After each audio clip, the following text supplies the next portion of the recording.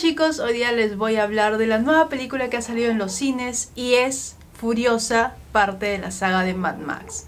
Esta es dirigida por George Miller, el director de Mad Max Fury Road, que fue un éxito de película, nominada al Oscar, impactó tanto a críticos como a espectadores, y en esta continuación, que técnicamente es una precuela, vemos la historia de Furiosa, la protagonista, porque era Mad Max y Furiosa los protagonistas de la película anterior. Esta es netamente ella, su historia, de dónde viene, cómo llegó a trabajar para Immortal Joe. Vemos más que todo cómo se convirtió en el personaje que conocemos en Mad Max Fury Road. En este caso, el personaje protagónico está interpretado por 3 personas, 2 de ellas en una versión de niña y adolescente del personaje, y la principal, la que maneja todo el casting, la que está siendo promocionada más fuertemente en esta historia, es Anya Taylor-Joy, quien es más conocida por sus papeles en La Bruja, Split,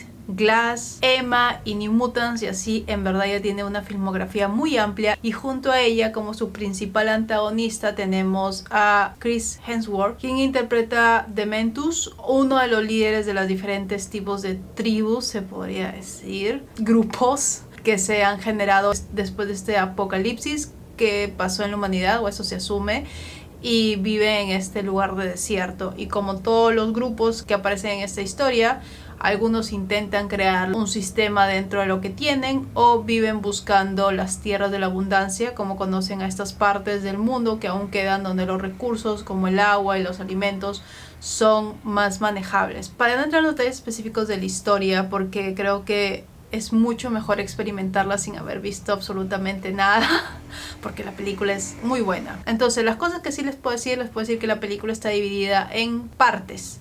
Estas partes marcan mucho el desarrollo del personaje de Furiosa y su crecimiento, porque abarca una cierta cantidad de años. Entre 10 a 15 años estoy considerando que dura esta historia. Esto lo hace un poco diferente a Mad Max Fury Road, porque pasa en el transcurso de máximo una semana. Se ve no solo el crecimiento del personaje, sino también se te explica un poco más de cómo funciona esta sociedad, cuáles son las interdependencias que tienen. Y claro, vemos una versión joven y aún no tan acabada como las que vemos en la película que le sigue por continuidad. Y la verdad, ese es uno de los factores más fuertes que tiene la película, que no había considerado, porque si bien la historia de Furiosa es muy envolvente, las actuaciones de ambos personajes principales es muy fuerte, el hecho de que te permita estar en ese universo, entender cómo funciona, entender la lógica de los personajes, la lógica de este mundo, es algo que no esperaba lo hicieran tan bien.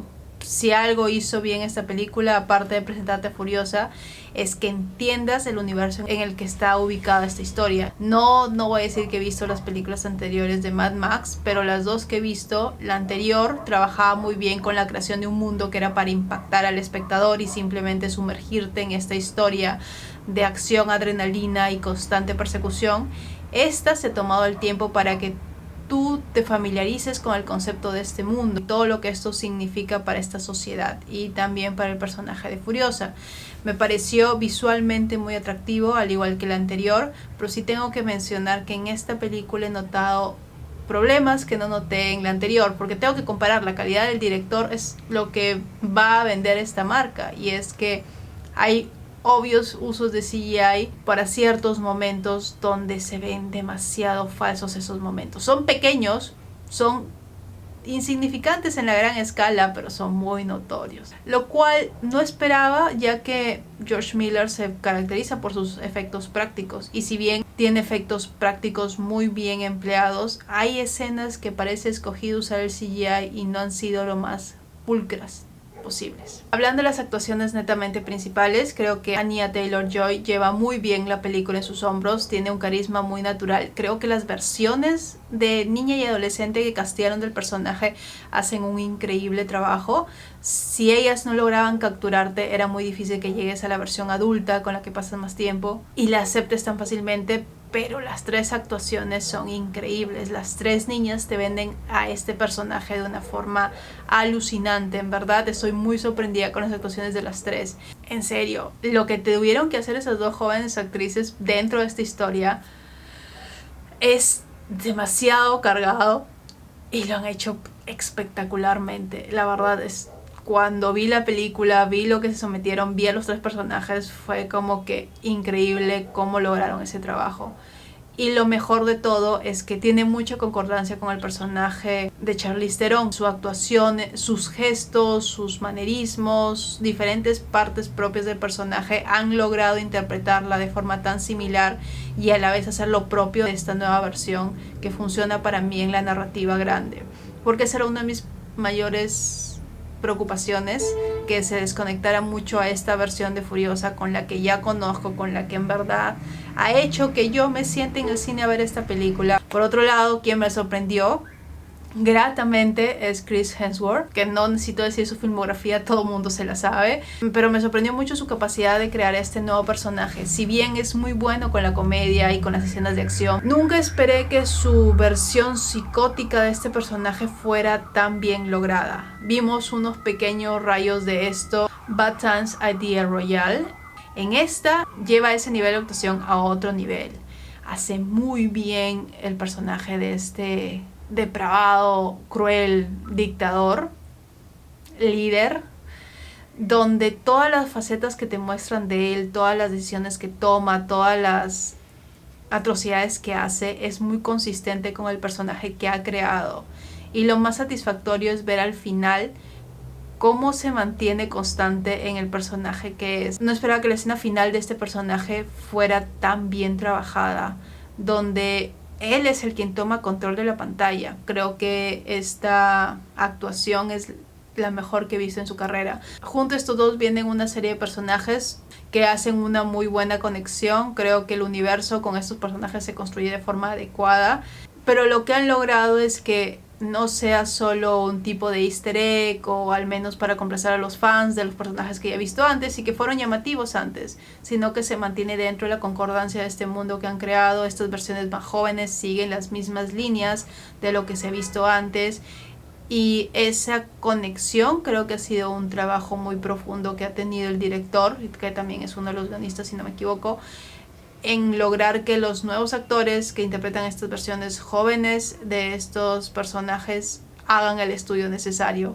Las escenas de acción, tengo que mencionar, las escenas de acción que estamos acostumbradas con George Miller, bueno, increíbles igual en estas, son más extensas, a veces se concentran más en los personajes, en los diálogos de los personajes, algunos son cómicos, otros son más dramáticos, pero la combinación sigue siendo perfecta, y eso creo que es un logro importante resaltar, ya que la película pasada tenías el factor sorpresa, el factor de que no conocías el mundo, donde todo, al momento de que yo vi la primera toma, o sea, simplemente estaba, mi mente se dividió en los diferentes puntos de atención que podría haber tenido, como esa persona tocando la guitarra eléctrica, como los carros que tienen, las armas que tienen.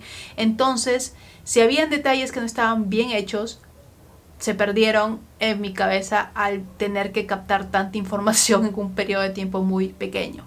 Jugó a su favor el factor de desconocimiento del espectador, porque la emoción, la adrenalina que sientes al ver esas escenas es muy intensa. Esta película ya no tenía esa opción porque el mundo ya era conocido, podría sorprenderlo de otras formas, pero no de la forma en que lo hizo la película anterior.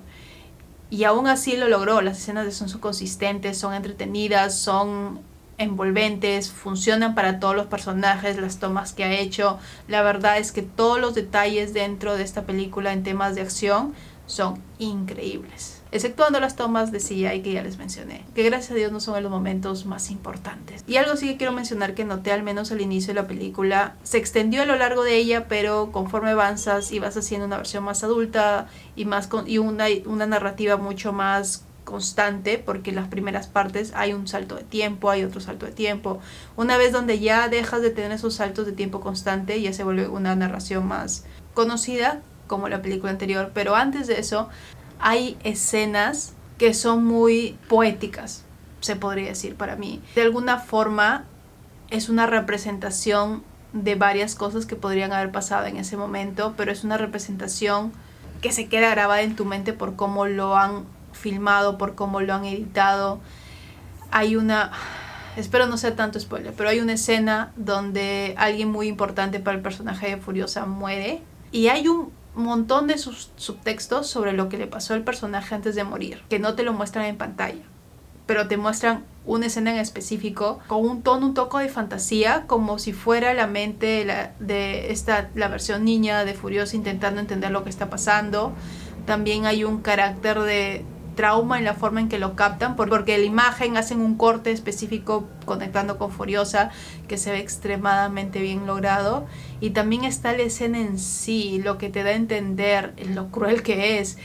No es algo que podrías decir censurable, pero la escena en sí te da a entender lo que tiene que darte a entender, pero no te lo muestra, y te muestra una versión artística de este final que simplemente la escena se ha quedado repitiéndose en mi cabeza. No es una escena que me gustaría se repite en mi cabeza, pero está tan artísticamente filmada, tan impactante, tan importante para la narrativa de la historia, que no puedes evitar asombrarte de lo increíble que es esta pequeña escena de medio minuto, quizás incluso menos.